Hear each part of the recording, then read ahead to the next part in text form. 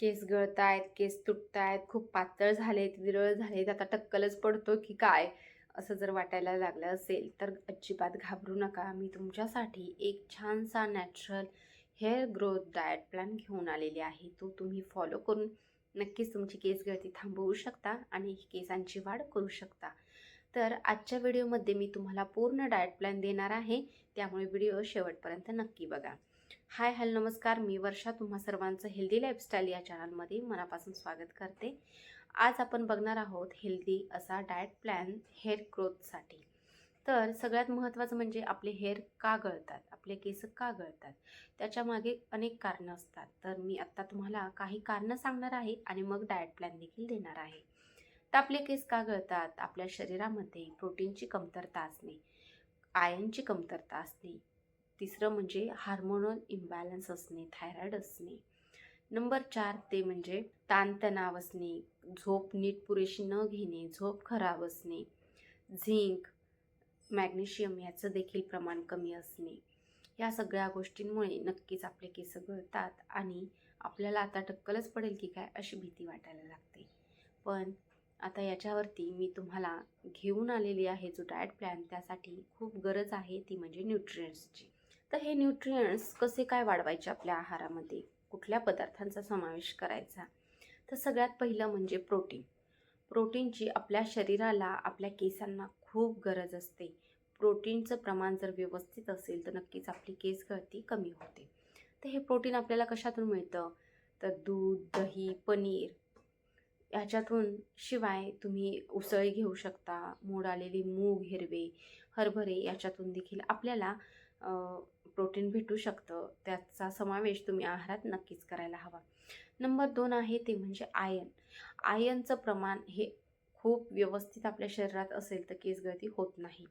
आयर्नचा थेट संबंध आपल्या केसांशी असतो. त्यामुळे आयर्नचं नक्कीच प्रमाण व्यवस्थित असणं गरजेचं आहे. तर आता हे आयर्न आपल्या शरीरामध्ये वाढवायचं कसं? तर सगळ्यात पहिलं म्हणजे पालेभाज्या. पालेभाज्यांचा समावेश आपल्या आहारात करायला हवा. त्यामध्ये मेथी, पालक हे तुम्ही आवर्जून घ्यायलाच हवं. मेथी, पालक जर घेतलं तर त्याच्यामध्ये खूप जास्त प्रमाणात आयर्न आहे आणि ते आपल्या शरीरासाठी खूप गरजेचं आहे. याच्यातून खूप व्यवस्थित आपल्याला आयर्न भेटू शकतं. त्यामुळे मेथी, पालक, खजूर, काळे मनुके या गोष्टी तुम्ही नक्कीच घेऊ शकता आणि आपलं आयर्न वाढवू शकता. आता नंबर 3 ते म्हणजे ओमेगा 3.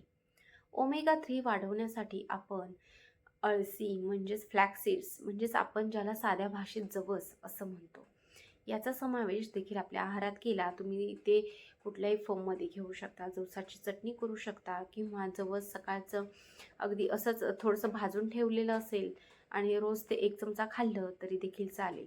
पण जवसाचा समावेश नक्की आहारात करा. याच्याने तुमचं ओमेगा 3 वाढायला नक्कीच मदत होते. शिवाय अक्रोड देखील घेतले तर तुमचं ओमेगा 3 छान प्रमाणात वाढतं. आता याच्यानंतर येतं ते म्हणजे बायोटीन. बायोटीन हे आपल्या केसांच्या रूट्ससाठी, केसांच्या मजबूतीसाठी खूप फायदेशीर आहे. आता हे बायोटीन वाढवण्यासाठी आपण अंडी, केळी, शेंगदाणे ह्या अशा गोष्टींचा समावेश आहारात करायला हवा. याच्याने आपल्या केसांना एक मजबूती, एक बळकटी येते. त्यामुळे अंडी, केळी, शेंगदाणे या गोष्टी नक्कीच घ्या. नंबर 5 शेवटचं म्हणजे व्हिटॅमिन सी. व्हिटॅमिन सी हे आपल्या शरीरासाठी इतकं गरजेचं आहे, म्हणजे पूर्ण आपल्या शरीरासाठीच गरजेचं आहे, फक्त केसांसाठीच नाही. तर याच्याने इम्युनिटी तर वाढतेच, पण व्हिटॅमिन सीमुळे आपले केस खरोखर खूप छान होतात. आपल्या केसांना मजबूती मिळते, आपले केस स्ट्रॉंग होतात आणि केस गळती कमी होते, हेअर ग्रोथ छान प्रकारे होते. त्यामुळे व्हिटॅमिन सी मात्र नक्कीच तुम्ही तुमच्या आहारात घ्यायला हवं. व्हिटॅमिन सीसाठी तुम्ही संत्री, आवळा, लिंबू या गोष्टी घेऊ शकता. लिंबाचा रस, आवळ्याचा रस हा रोज आवर्जून तुम्ही घ्यायलाच हवा. आवळ्याबद्दल तर कौतुक करावं तितकं कमीच आहे. आवळा खूप आपल्या शरीरासाठी फायदेशीर आहे. त्यामुळे व्हिटॅमिन सीच्या स्रोतासाठी जर तुमच्याकडे कधी लिंबू, संत्रं अवेलेबल नसेल तर घरामध्ये तुम्ही आवळा चूर्ण नक्कीच ठेवू शकता आणि दररोज 1 चमचाभर ते घेऊ शकता आणि तुमची व्हिटॅमिन सीची जी कमतरता आहे ती पूर्ण करू शकता. त्यामुळे व्हिटॅमिन सी नक्कीच तुमच्या आहारात घ्या. आता मी तुम्हाला सांगणार आहे फुल डे आपला हेअर ग्रोथ डाएट प्लॅन. तर सकाळी उठल्या उठल्या आपण आपल्या लिंबू पाण्याने किंवा आवळ्याच्या ज्यूसने सुरुवात करायची आहे. सकाळी उठल्यावरती आपण अंघोळीनंतर मात्र पहिलं ड्रिंक घ्यायचं आहे ते आवळा ज्यूस किंवा लिंबू सरबत. याच्याने तुमची व्हिटॅमिन सीची कमतरता दूर होते आणि तुम्ही दिवसभर एनर्जेटिक राहता. त्याच्यामुळे सकाळी उठल्या उठल्या एक ग्लास लिंबू पाणी किंवा आवळा ज्यूस नक्की घ्या. नंतर सकाळचा ब्रेकफास्टमध्ये तुम्ही काय काय घ्यायला हवं? तुम्ही ब्रेकफास्टमध्ये अंडी, दूध, उसळी म्हणजे मोड आलेले कडधान्य नक्कीच घेऊ शकता किंवा पनीर पराठा, दही असंही घेऊ शकता आणि तुमची ब्रेकफास्ट व्यवस्थित हेल्दी करू शकता. नंबर 2ला येतं ते म्हणजे मिड मॉर्निंग म्हणजे तुम्हाला जर सकाळच्या ब्रेकफास्टच्या आणि दुपारच्या जेवणाच्या मध्ये जर भूक लागत असेल तर त्यावेळी तुम्ही काय घ्यायचं आहे? तर त्यावेळी तुम्ही एक 5-6 बदाम, अक्रोड किंवा नारळ पाणी देखील घेऊ शकता. आता वेळ येते ते आपल्या दुपारच्या जेवणाची, लंचची. लंचमध्ये मात्र तुम्ही व्यवस्थित लंच घ्यायचा आहे. त्याच्यामध्ये डाळ, भात किंवा 2 रोट्या किंवा एखादी भाकरी ऑप्शनल आहे तुम्हाला जे काय घ्यायचं आहे ते, पण मी फक्त इथे तुम्हाला रेकमेंड करते. पालेभाज्या घ्यायच्या आहेत. पालेभाजी कोणतीही चालेल, तुमच्या गरजेनुसार आवडीनुसार कोणतीही पालेभाजी. तुम्ही एक पालेभाजी घ्यायची, डाळी घ्यायच्या, 1 वाटी डाळ घ्यायची आहे ज्याने तुमची प्रोटीनची कमतरता भरून निघेल. शिवाय रोट्या घ्यायच्या आहेत, चपाती घ्यायच्या आहेत किंवा भाकरी घ्यायची आहे. त्याच्यासोबत सॅलड हे हवंच. सॅलडमध्ये भरपूर प्रमाणात फायबर असल्याने तुम्हाला जे तुम्ही अन्नपदार्थ घेताय ते पचायला व्यवस्थित मदत होते. त्यामुळे सॅलड आणि जेवणानंतर थोडंसं दही किंवा ताक हे असायलाच हवं. वाटीभर दही किंवा 1 ग्लासभर ताक तुम्ही नक्की घ्या. याच्याने तुम्हाला पचनासाठी खूप फायदा मिळेल. आता वेळ येते ती इव्हिनिंग स्नॅकची. दुपारच्या जेवणानंतर तुम्हाला एक 4-5च्या दरम्यान छोटीशी भूक लागते. तेव्हा तुम्ही काय घ्याल?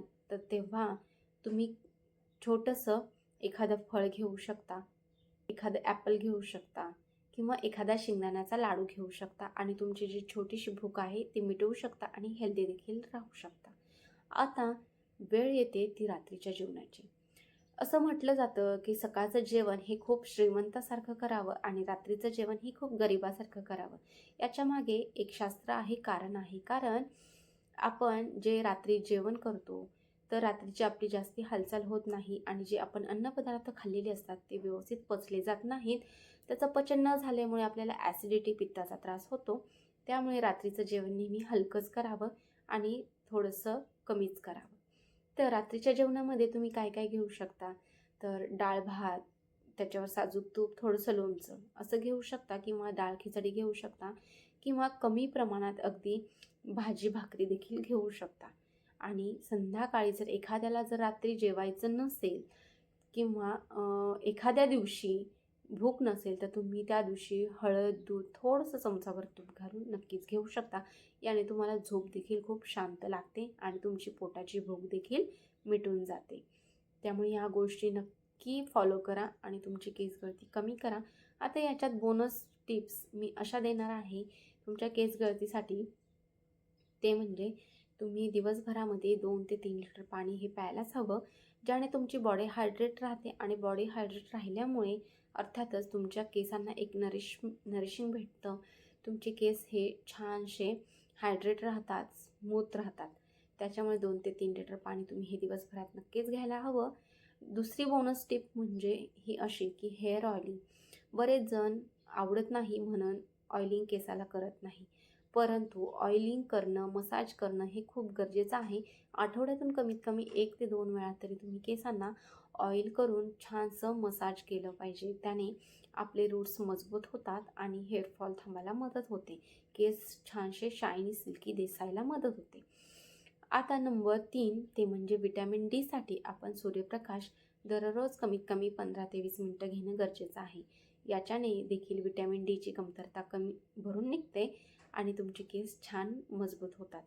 तर अशा या सगळ्या तुम्हाला ज्या टिप्स दिल्यात त्या फॉलो करा. हा जो डाएट प्लॅन दिला आहे तो देखील तुम्ही तुमच्या आहारात नक्कीच फॉलो करा रोजच्या जीवनामध्ये आणि तुमची केस गळती खरोखर अर्थातच या सगळ्या गोष्टींनी कमी व्हायला मदत होईल आणि कालांतराने हेअरफॉल होणारच नाही, हेअर ग्रोथ नक्कीच होईल. त्याच्यामुळे हा डाएट प्लॅन नक्की फॉलो करा. आणि तुम्हाला यातल्या कोणत्या गोष्टी आवडल्या किंवा तुम्ही काय काय फॉलो करणार आहात ते मला कमेंट करून नक्की सांगा. आपल्या चॅनलवरती मी हेल्थ टिप्स, ब्युटी टिप्स, छान छान हेल्दी रेसिपीज घेऊन येत असते. त्याच्यामुळे आपल्या चॅनलला जर केलं नसेल तर नक्की सबस्क्राईब करून ठेवा आणि हेल्दी खा, हेल्दी राहा. भेटूया पुन्हा एकदा नवीन व्हिडिओसोबत. हा व्हिडिओ शेवटपर्यंत पाहिला त्यासाठी धन्यवाद.